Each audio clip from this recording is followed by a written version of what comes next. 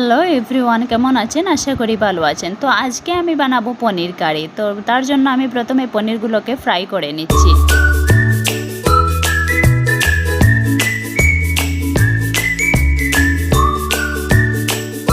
তো পনিরগুলো ভালো করে ফ্রাই হয়ে গেলে এবার আমি পেঁয়াজ এবং টমেটোর পেস্ট করে নেব।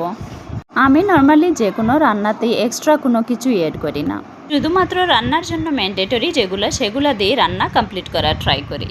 তো এবার আমি পেঁয়াজ এবং টমেটোর পেস্টগুলো সামান্য লবণ দিয়ে কষিয়ে নিচ্ছি। তো এবার half spoon ginger garlic paste দিয়ে ভালো করে কষিয়ে নিচ্ছি।